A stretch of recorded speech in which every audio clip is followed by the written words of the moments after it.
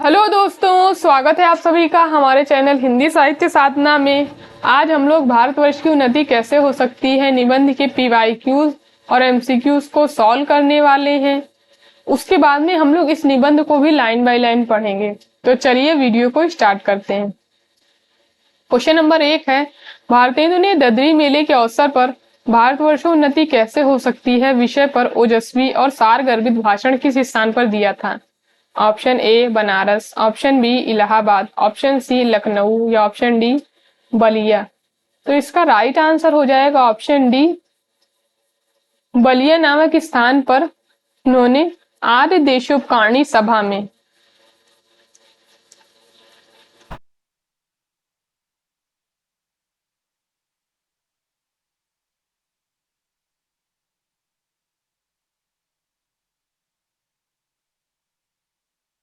उन्होंने भारतवर्ष उन्नति कैसे हो सकती विषय पर भाषण दिया था। तो इतना आप लोग याद रखेंगे। क्वेश्चन नंबर 2 है, निम्नलिखित में से भारतेंदु के निबंध कौन से हैं। ऑप्शन ए वैष्णवता और भारतवर्ष, ऑप्शन बी देशोन्नति, ऑप्शन सी लेवी प्राण लेवी, ऑप्शन डी सुशिक्षितों का कर्तव्य, ऑप्शन ई भारतवर्ष की उन्नति कैसे हो सकती है। तो इसका राइट आंसर हो जाएगा ऑप्शन सेकंड केवल ACE, वैष्णवता और भारतवर्ष, लेवी प्राण लेवी और भारतवर्ष की उन्नति कैसे हो सकती है। ये तीनों ही निबंध जो हैं वो भारतेंदु हरिश्चंद्र के हैं। अब चलिए हम लोग भारतेंदु हरिश्चंद्र के निबंधों को देख लेते हैं। ये जो रेड कलर से निबंध है ये पेपर में पूछे गए निबंध है। पहला निबंध है कश्मीर कुसुम, उदय पुरोदय, काल चक्र। ये हरिश्चंद्र का जो काल चक्र निबंध है इसे राधा कृष्ण दास ने पूरा किया था। ये आप लोग याद रखेंगे, पेपर में ये पूछा जा सकता है। बादशाह दर्पण, लेवी प्राण लेवी, तदीय सर्वस्व, जातीय संगीत, नाटकों का इतिहास, वैद्यनाथ की यात्रा, स्वर्ग में विचार सभा का अधिवेशन, जाति विवेचनी सभा, पांचवें पैगंबर, अंग्रेज स्तोत्र, कंकड़ स्तोत्र, वैष्णवता और भारतवर्ष, हिंदी भाषा, सूर्योदय, एक अद्भुत अपूर्व स्वप्न, भ्रूण हत्या, रामायण का समय। ये इनका बहुत ही इंपॉर्टेंट निबंध है। काशी, मणिकर्णिका, अंग्रेजों से हिंदुस्तानियों का जी क्यों नहीं मिलता, संगीत सार, नाटक। ये आप लोग याद रखेंगे कि नाटक नाम से इन्होंने एक निबंध भी लिखा है। ईश्वर बड़ा विलक्षण है और भारतवर्ष की उन्नति कैसे हो सकती है।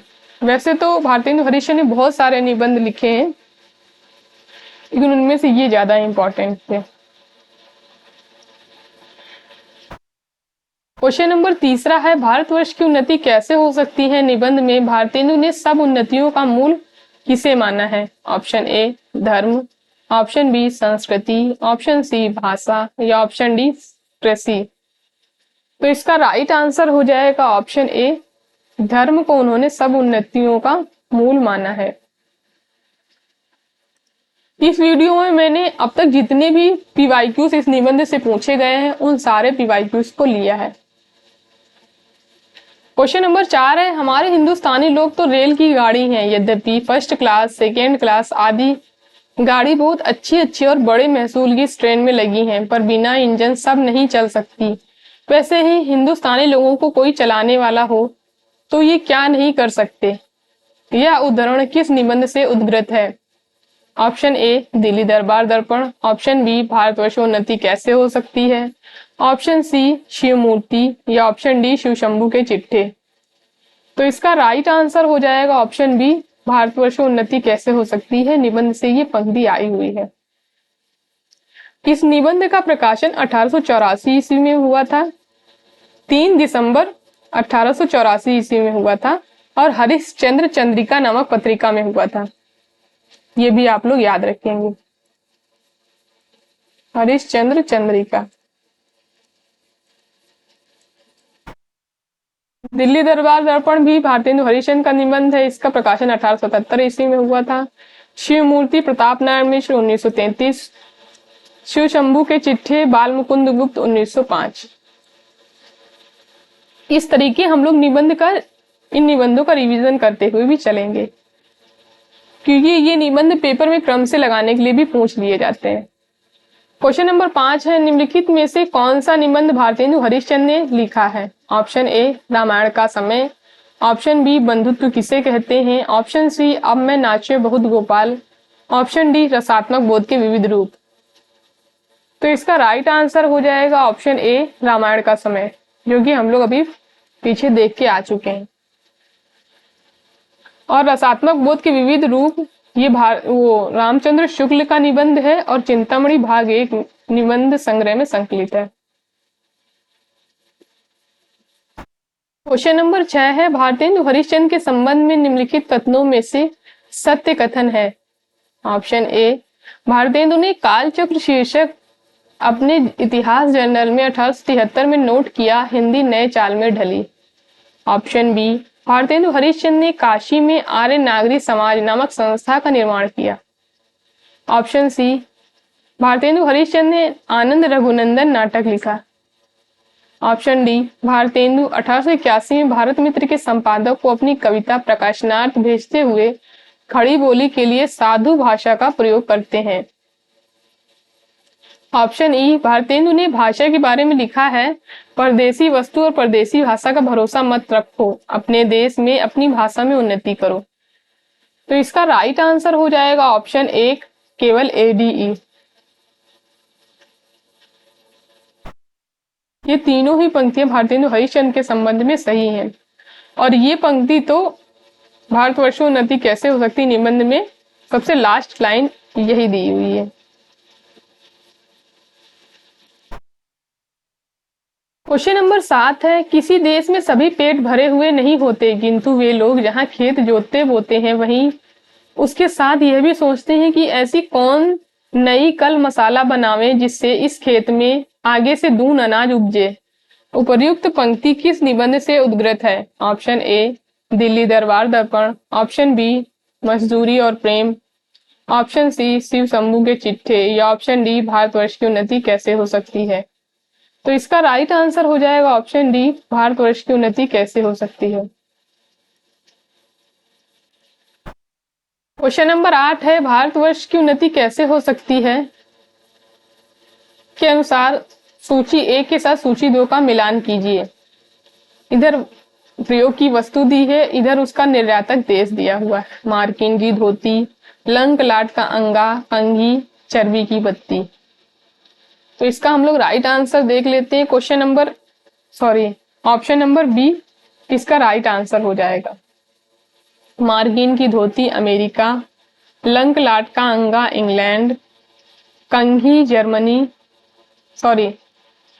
कंघी फ्रांसीसी यानी फ्रांस, चर्बी की बत्ती जो है वो जर्मनी की। अब हम लोग इस निबंध के MCQs को देखते हैं। क्वेश्चन नंबर 9 है, अब की चढ़ी कमान को जाने फिर कब चढ़े, जिन चूके चहुआज इक्के मारे इकसर। उपर्युक्त दोहा भारतवर्ष की उन्नति कैसे हो सकती है निबंध में किसका है? Option A, Maluk Das. Option B, Kabir Das. Option C, Chand कवि। या ऑप्शन डी, कुंभन दास।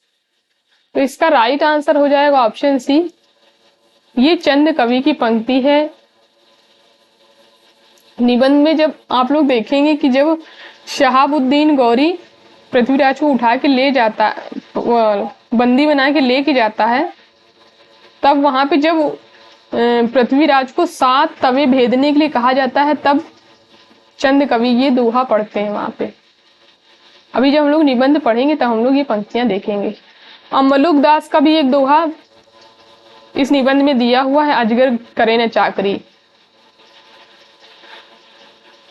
क्वेश्चन नंबर 10 है, कविता में उनका संस्कार है, गद्य में विचार। उपर्युक्त कथन भारतेंदु हरिश्चंद्र के संबंध में किसने कहा है? Option A, Ramchandra Shukla. Option B, Ramswaroop Chaturvedi. Option C, Ramchandra Tiwari. या ऑप्शन डी, बच्चन सिंह। तो इसका राइट आंसर हो जाएगा ऑप्शन बी, रामस्वरूप चतुर्वेदी का ये कथन है। अब हम लोग भारतेंदु हरिश्चंद्र के संबंध में विद्वानों के कथनों को देख लेते हैं। भारतेंदु का विषय चयन उनके जीवन की व्यापकता, अध्ययन की विविधता, व्यक्तित्व की मौलिकता और लोक मंगल की आस्तिकता से ओतप्रोत है। ये कथन है सुधाकर पांडे का। भारतेंदु के समय से ही निबंधों की परंपरा हमारी भाषा में चल पड़ी थी। ये कथन है रामचंद्र शुक्ल का। तो इस तरीके के इंपॉर्टेंट पॉइंट्स को हम लोग कवर करते हुए चलेंगे ताकि इस निबंध से आने वाला एक भी प्रश्न हमारा पेपर में ना छूटे। क्वेश्चन नंबर 11 है, निम्न में से कौन सा कथन भारतवर्ष की उन्नति कैसे हो सकती है निबंध के संबंध में असत्य है? ऑप्शन ए, यह बलिया में दादरी मेले के समय आर्य देशोपकारिणी सभा में दिया गया भाषण है। ऑप्शन बी, इस निबंध का प्रकाशन हरिश्चंद्र चंद्रिका में 3 दिसंबर 1985 में प्रकाशित हुआ।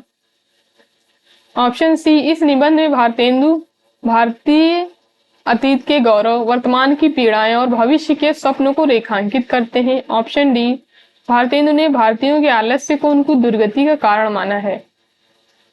तो इसका राइट आंसर हो जाएगा ऑप्शन बी, इस निबंध का प्रकाशन हरिश्चंद्र चंद्रिका में 3 दिसंबर 1885 में प्रकाशित हुआ। इसका यहाँ पे सन गलत दिया हुआ है, 1884 होगा, जिससे ये पॉइंट गलत हो जाता है। बाकी हरिश्चंद्र चंद्रिका में हुआ था, 3 दिसंबर को हुआ था, ये सब सही है। इस वजह से ये ऑप्शन गलत हो जाता है। क्वेश्चन नंबर 12 है, भारतवर्ष की उन्नति कैसे हो सकती है निबंध में भारतेंदु ने कलेक्टर रॉबर्ट की तुलना किससे की है? Option A, Todarmal, option B, Akbar, option C, Birbal या ऑप्शन डी, अबुल फजल। तो इसका राइट आंसर हो जाएगा ऑप्शन बी, रॉबर्ट साहब की तुलना जो है भारतेंदु हरिश्चंद्र ने अकबर से की है। और इनके 2 मुंशी थे, उनकी तुलना भारतेंदु हरिश्चंद्र ने अबुल फजल और टोडरमल से की है।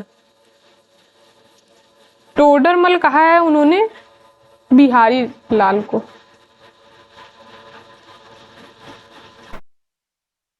मुंशी बिहारी लाल को टोडरमल कहा है और अबुल फजल कहा है मुंशी चतुर्भुज दास को, सॉरी चतुर्भुज सहाय को।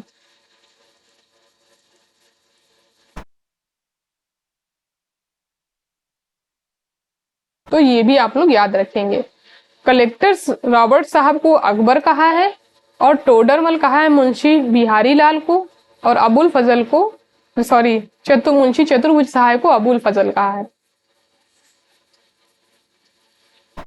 क्वेश्चन नंबर 13 है, भारतवर्ष की उन्नति कैसे हो सकती है निबंध की पंक्तियों को पहले से बाद की क्रम में लगाइए।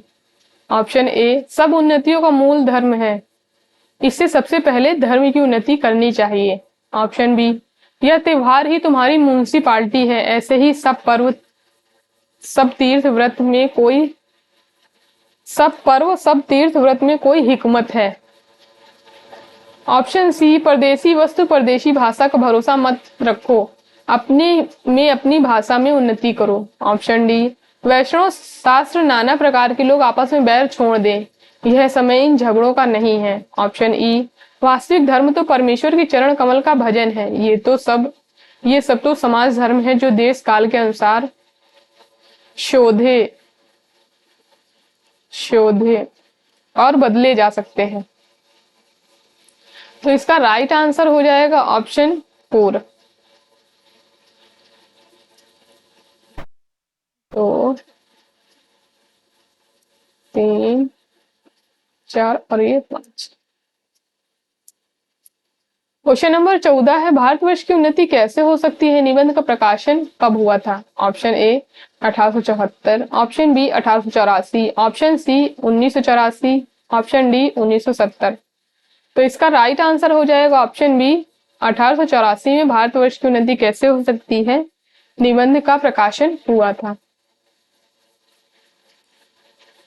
क्वेश्चन नंबर 15 है, मनुष्य दिन दिन यहाँ बढ़ते जाते हैं और रुपया दिन दिन यहाँ कमती होता जाता है, ऐसा किस रिपोर्ट में देखने से पता चलता है? ऑप्शन ए मुर्दमशुमारी, ऑप्शन बी जनगणना, ऑप्शन सी पुलिस रिपोर्ट या ऑप्शन डी इनमें से कोई नहीं। तो इसका राइट आंसर हो जाएगा ऑप्शन ए, मुर्दमशुमारी की रिपोर्ट देखने से पता चलता है कि मनुष्य दिन दिन यहाँ बढ़ते जाते हैं और रुपया दिन दिन यहाँ कमती होता जाता है। क्वेश्चन नंबर 16 है, निम्न में से कौन सा युग्म सही है? ऑप्शन ए एकादशी व्रत, जिसमें महीने में 1-2 उपवास से शरीर शुद्ध हो जाए। ऑप्शन बी दिवाली, इसी बहाने साल भर में एक बार तो सफाई हो जाए। ऑप्शन सी होली, बसंत की बिगड़ी हवा स्थान स्थान पर आग लगने से स्वच्छ हो जाए। या ऑप्शन डी उपर्युक्त सभी। तो इसका राइट आंसर हो जाएगा उपर्युक्त सभी। ये इसका राइट आंसर हो जाएगा। ये तीनों ही ऑप्शन सही हैं। क्वेश्चन नंबर 17 है, भारतवर्ष की उन्नति कैसे हो सकती है? निबंध के अनुसार सबसे पहले किसकी उन्नति करनी चाहिए? ऑप्शन ए धर्म, ऑप्शन बी अर्थ, ऑप्शन सी व्यापार या ऑप्शन डी भाषा।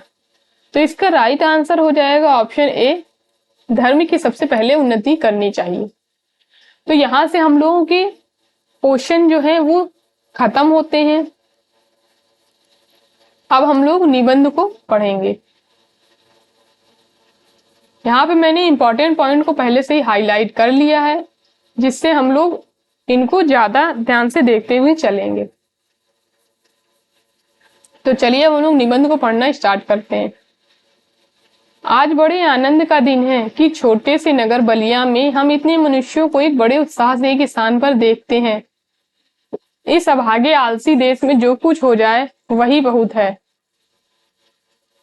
बनारस ऐसे बड़े बड़े नगरों में जब कुछ नहीं होता तो हम यह ना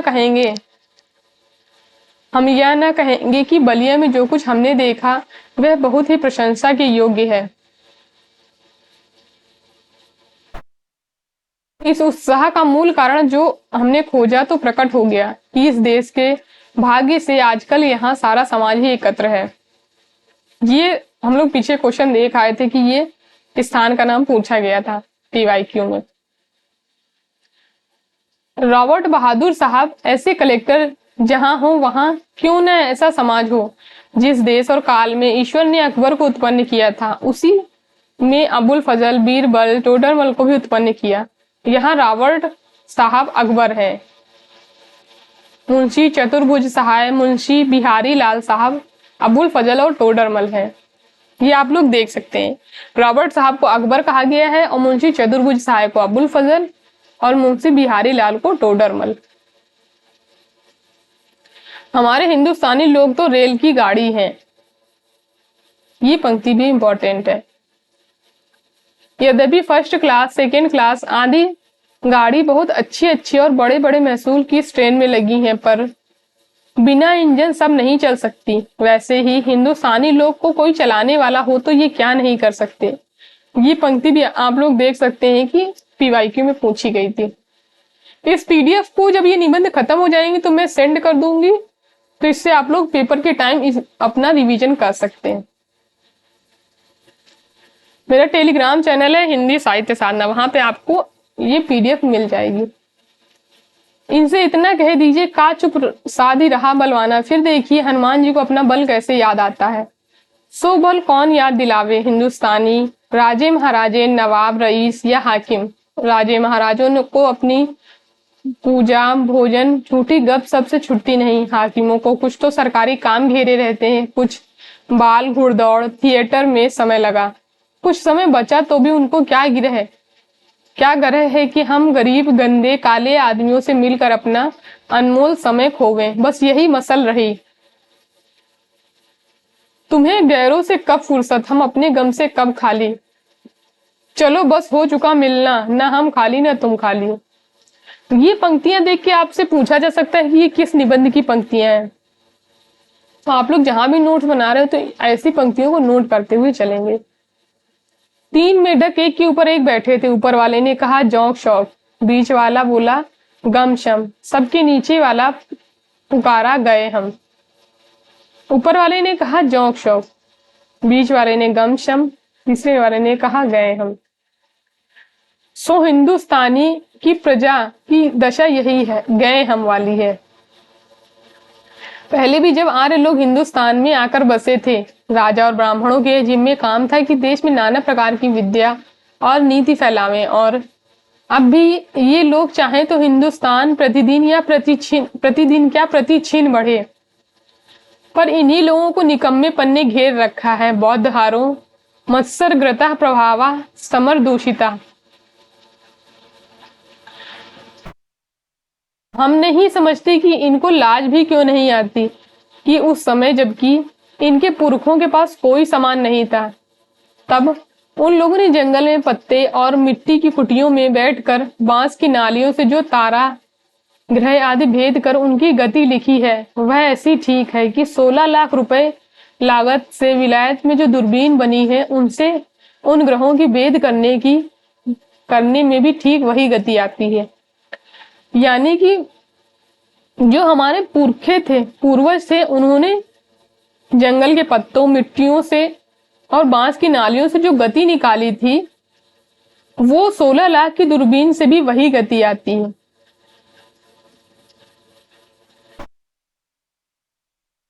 और अब आज इस काल में हम लोगों की अंग्रेजी विद्या के और जनता की उन्नति से लाखों पुस्तकें, हजारों यंत्र तैयार हैं, जब हम लोग नीली चुंगी कतवार फेंकने की गाड़ी बन रहे हैं। यह समय ऐसा है कि उन्नति की मानो घुड़दौड़ हो रही है। अमेरिकन, अंग्रेज, फ्रांसीसी, आदि तुर्की, ताजी सब सरपट दौड़े जाते हैं। सबके जी में यही है कि हम पाला पहले छू लें। उस समय हिंदू का टियावाड़ी खाली खड़े खड़े टाप से मिट्टी खोदते हैं।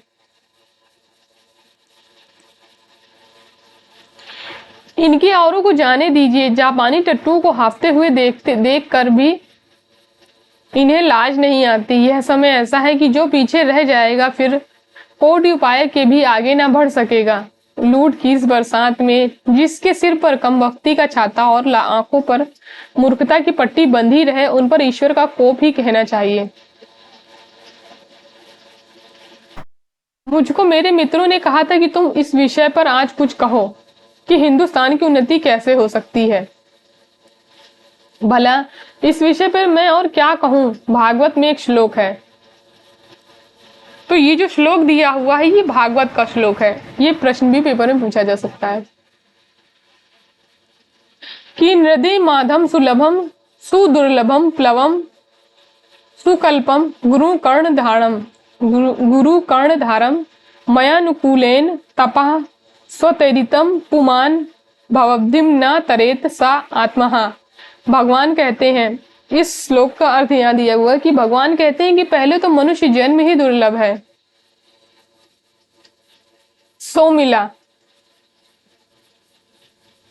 और उस पर गुरु की कृपा और उस पर मेरी अनुकूलता, इतना समान पाकर भी मनुष्य इस संसार सागर के पार न जाए तो उसको आत्महत्यारा ही कहना चाहिए। वही दशा इस समय हिंदुस्तान की है।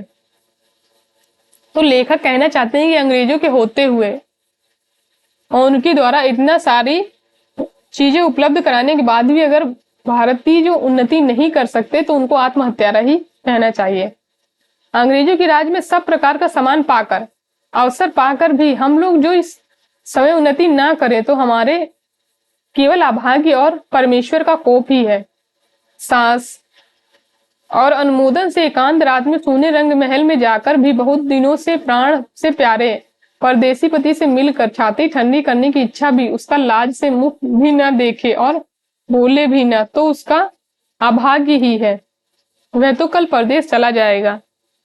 वैसे ही अंग्रेजी राज्य में भी जो हम मेढक, काठ के उल्लू, पिंजड़े के गंगा राम ही रहे तो फिर हमारी कमबख्ती फिर कमबख्ती ही है। यानी इतना सामान पाकर भी अगर हम उन्नति नहीं कर सकते तो हम उन्नति नहीं कर सकते, लेखक का ये कहना है। बहुत लोग यह कहेंगे कि हमको पेट के धंधे के मारे छुट्टी ही नहीं रहती बाबा, हम क्या उन्नति करें। तुम्हारा पेट भरा है, तुमको दून की सूझती है। उसने एक हाथ से अपना पेट भरा, दूसरे हाथ से उन्नति के कांटों को साफ किया। क्या इंग्लैंड में किसान, खेत वाले, गाड़ीवान, मजदूर, कोचवान आदि नहीं है? किसी भी देश में सभी पेट भरे नहीं होते। देखिए वो क्वेश्चन में पंक्ति यहां से पूछी गई थी, सभी पेट भरे नहीं होते, किंतु वे लोग जहां खेत जोते बोते हैं वहीं उसके साथ यह भी सोचते हैं कि ऐसी कौन सी नई कल व मसाला बनावे जिससे इस खेत में आगे से दून अनाज उपजे। विलायत में गाड़ी के कोचवान भी अखबार पढ़ते हैं, यानी गाड़ी चलाने वाले ड्राइवर। जब मालिक उतरकर किसी दोस्त के यहाँ गया, उसी समय कोचवान ने गद्दी के नीचे से अखबार निकाला। यहाँ उतनी देर कोचवान हुक्का पिएगा या गप करेगा, सो गप भी निकम्मी। वहां के लोग गप ही में देश के प्रबंध छांटते हैं। सिद्धांत यह है कि वहां के लोगों का यह सिद्धांत है कि एक क्षण भी व्यर्थ न जाए, यानी एक क्षण भी व्यर्थ ना हो। उसके बदले यहाँ के लोगों को जितना निकम्मापन हो उतना ही बड़ा अमीर समझा जाता है। आलस्य यहाँ इतनी बढ़ गई है कि मलुक दास ने दोहा ही बना डाला है। निबंध में मैं बता रही थी ना, ये दोहा है मलुक दास का। अजगर करे न चाकरी, पंछी करे न काम, दास मलुका कही गए सबके दाता राम। चारों ओर आंख उठाकर देखिए तो बिना काम करने वालों की ही चारों ओर बढ़ती है। ये पंक्तियां बहुत इंपॉर्टेंट है। रोजगार कहीं कुछ भी नहीं है। अमीरों, मुसाहिबों, दलालों या अमीरों के नौजवान लड़कों को खराब करना या किसी की जमा मार लेना, इनके सिवा बतलाइए और कौन रोजगार है जिससे कुछ रुपया मिले। चारों ओर दरिद्रता की आग लगी हुई है। किसी ने बहुत ठीक कहा है कि दरिद्र कुटुंबी इस तरह अपनी इज्जत को बचाता फिरता है जैसे लाजवंती बहू फटे कपड़ों में अपने अंगों को छिपाए जाती है। वही दशा हिंदुस्तान की है। मुर्दमशुमारी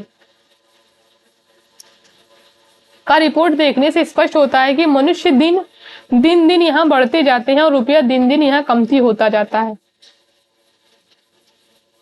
सब बिना ऐसा उपाय किए काम नहीं चलेगा कि रुपया भी बढ़े, और वहां रुपया बिना बुद्धि के ना बढ़ेगा। भाइयों, राजा महाराजों का मुंह मत देखो।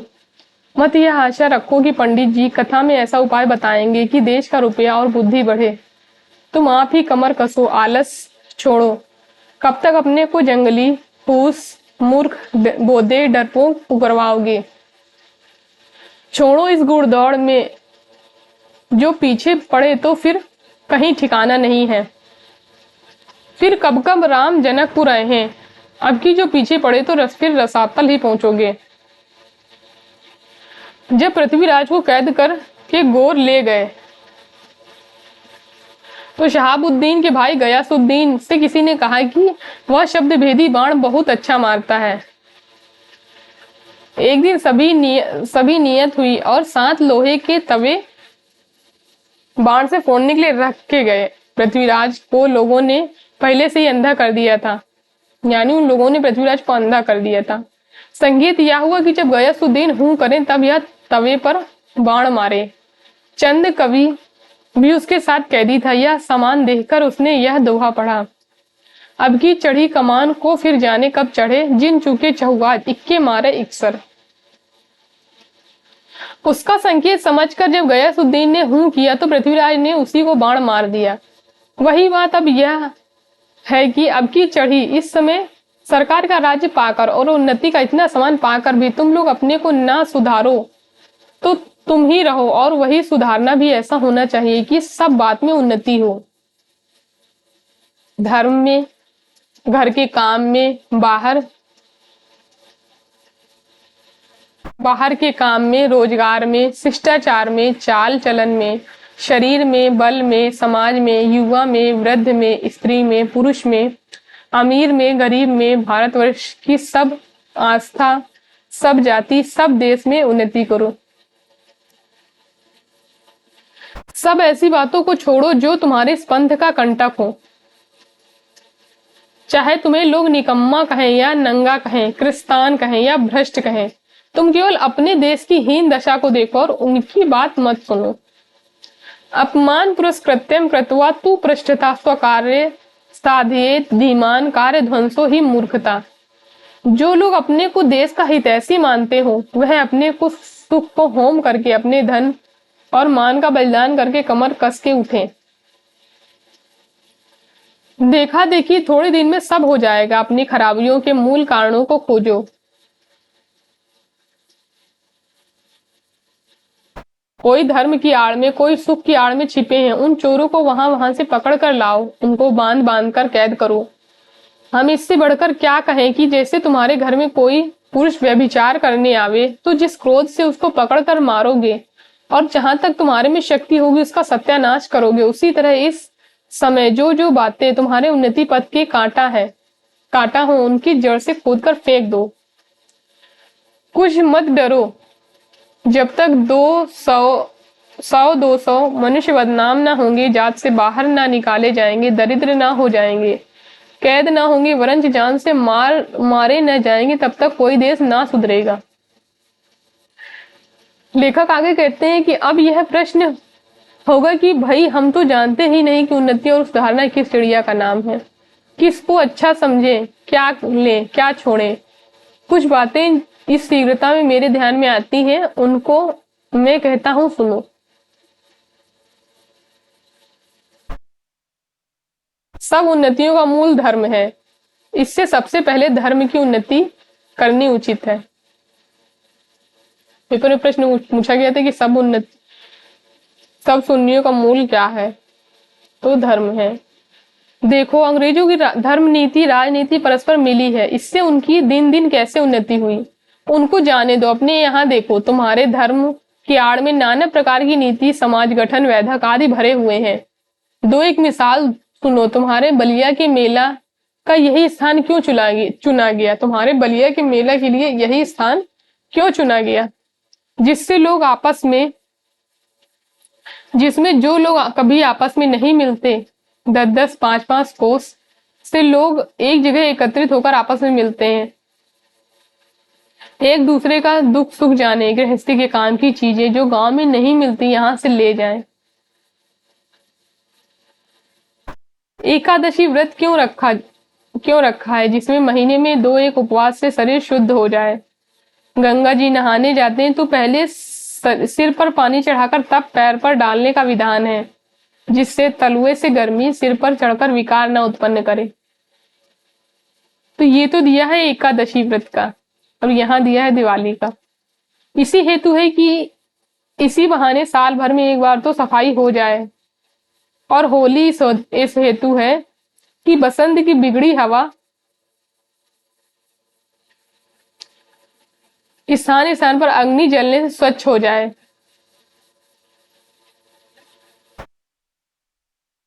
यह त्योहार ही तुम्हारी म्युनिसिपालिटी है। ऐसे ही सब पर्व, सब तीर्थ व्रत आदि में कोई हिकमत है। उन लोगों ने धर्म नीति और समाज नीति को दूध पाने की भांति मिला दिया है। खराबी जो बीच में हुई वह यह है कि उन लोगों ने ये धर्म क्यों मानने लिखे थे, इसका लोगों ने मतलब नहीं समझा और इन बातों को वास्तविक धर्म मान लिया। भाइयों, वास्तविक धर्म तो केवल परमेश्वर के चरण कमल का भजन है। तो वास्तविक धर्म क्या है? परमेश्वर के चरण कमल का भजन। ये सब तो समाज धर्म है जो देश काल के अनुसार शोधे और बदले जा सकते हैं। दूसरी खराबी यह हुई कि उन्हीं महात्माओं, बुद्धिमान ऋषियों के वंश के लोगों ने अपने बाप दादों का मतलब न समझकर बहुत से नए नए धर्म बनाकर शास्त्रों में धर दिए। बस सभी तिथि व्रत और सभी स्थान तीर्थ हो गए। तो इन बातों को अब एक बार आंख खोलकर देख और समझ लीजिए कि फलानी बात उन बुद्धिमान ऋषियों ने क्यों बनाई और उनमें देश और काल के अनुकूल उपकारी हो उनका ग्रहण कीजिए।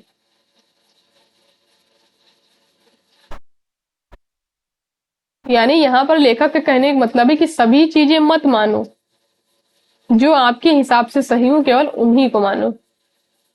बहुत सी बातें जो समाज विरुद्ध मानी जाती हैं किंतु धर्मशास्त्रों में जिनका विधान है उनको मत चलाइए, जैसे जहाज का सफर, विधवा विवाह आदि। लड़कों की छोटेपन में शादी करके उनका बल वीरज आयुष्य मत घटाइए। आप उनके माँ बाप हैं या शत्रु, वीर उनके शरीर में पुष्ट होने दीजिए। नोन तेल लकड़ी की फिक्र करने की बुद्धि सीख लेने दीजिए, तब उनका पैर काठ में डालिए। कुलीन प्रथा, बहु विवाह आदि को दूर कीजिए। तो ये प्रश्न पूछा जा सकता है कि किन किन को लेखक ने दूर करने के लिए कहा है? तो कुलीन प्रथा और बहु विवाह जैसी प्रथाओं को दूर करने के लिए इस निबंध में कहा गया है। लड़कियों को भी पढ़ाइए, किंतु इस चाल में नहीं जैसे आजकल पढ़ाई जाती है, जिसमें उपकार के बदले बुराई होती है। ऐसी चाल से उनको शिक्षा दीजिए कि वह अपना देश कुल धर्म सीखें, पति की भक्ति करें और लड़कों को सहज में शिक्षा दें। वैष्णव शास्त्र इत्यादि नाना प्रकार के लोग आपस में बैर छोड़ दें। यह समय इन झगड़ों का नहीं है। हिंदू, जैन, मुसलमान सब आपस में मिलिए। जाति में कोई चाहे ऊंचा हो चाहे नीचा हो, सबका आदर कीजिए। जो जिस योग्य हो उसे वैसा मानिए। छोटी जाति के लोगों का तिरस्कार करके उनका जी मत तोड़िए। सब लोग आपस में मिलिए। मुसलमान भाइयों को भी उचित है कि इस हिंदुस्तान में बस कर वे लोग हिंदुओं को नीचा समझना छोड़ दें। ठीक भाइयों की भांति हिंदुओं से बर्ताव करें। ऐसी बात जो हिंदुओं का जी दुखाने वाली हो ना करें। घर में आग लगे, सब जिठानी देवरानी को आपस का ढा छोड़कर एक साथ वह आग बुझानी चाहिए। जो बात हिंदुओं को मैसर नहीं, वह धर्म के प्रभाव से मुसलमानों को सहज प्राप्त है। उनके जाति नहीं, खाने पीने में चूल्हा चौका नहीं, विलायत जाने से रोक टोक नहीं। फिर भी बड़े ही सोच की बात है कि मुसलमानों ने भी अभी तक कुछ नहीं सुधारी। अभी बहुतों को यही ज्ञात है कि दिल्ली लखनऊ की बादशाहत कायम है।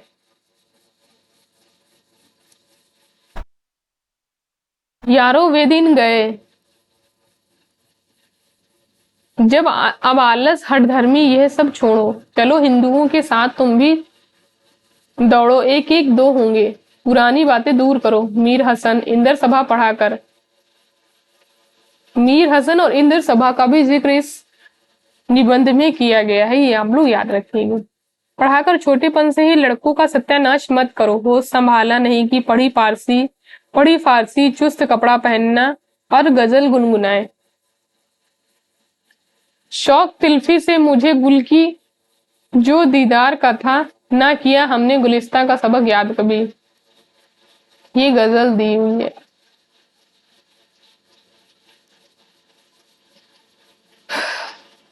भला सोचो कि इस हालत में बड़े होने पर वे लड़के क्यों ना बिगड़ेंगे। अपने लड़कों को ऐसी किताबें छूने भी मत दो। अच्छी से अच्छी उनको तालीम दो। पेंशन और वजीफे या नौकरी का भरोसा छोड़ो। लड़कों को रोजगार सिखाओ, विलायत भेजो, छोटेपन से मेहनत की आदत दिलाओ। 100 महलों की लाड़ प्यार दुनिया से बेखबर रहने की राह मत दिखाओ। भाई हिंदुओं, तुम भी मतांतरों का आग्रह छोड़ो, आपस में प्रेम बढ़ाओ। इस महामंत्र का जप करो। जो हिंदुस्तान में रहे, चाहे किसी जाति किसी रंग का क्यों ना हो, वह हिंदू है। हिंदू की सहायता करो। बंगाली, मराठा, पंजाबी, मद्रासी, वैदिक, जैन, ब्राह्मण, मुसलमान आदि सब एक का एक हाथ पकड़ो। कारीगरी जिससे तुम्हारे यहाँ बढ़े, तुम्हारा रुपया तुम्हारे ही देश में रहे, वह करो। देखा जैसे हजार धारा होकर गंगा समुद्र में मिलती है, वैसे ही तुम्हारी लक्ष्मी हजार तरह से इंग्लैंड, फ्रांसीसी, जर्मनी, अमेरिका को जाती है। दिया सलाह जैसी तुच्छ वस्तु भी वहीं से आती है। जरा अपने ही को देखो। तुम जिस मार्किन की धोती पहने हुए वह अमेरिका की है। जिस लंक लाट का तुम्हारा अंगा है वह इंग्लैंड का है। फ्रांसीसी की बनी कंघी से तुम सिर झाड़ते हो और जर्मनी की चर्बी की बत्ती तुम्हारे सामने जल रही है। यह तो वही मसल हुई कि एक बेफिक्रे मंगती का कपड़ा पहनकर किसी महफिल में गए। कपड़े को पहचान कर एक ने कहा, अजी अंगा तो फलाने का है। दूसरा बोला, अजी टोपी भी फलाने की है।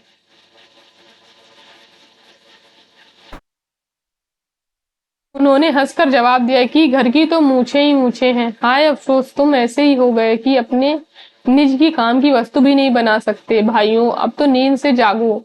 अपने देश की सब प्रकार से उन्नति करो। जिसमें तुम्हारी भलाई हो वैसी ही किताब पढ़ो, वैसे ही खेल खेलो, वैसी बातचीत करो।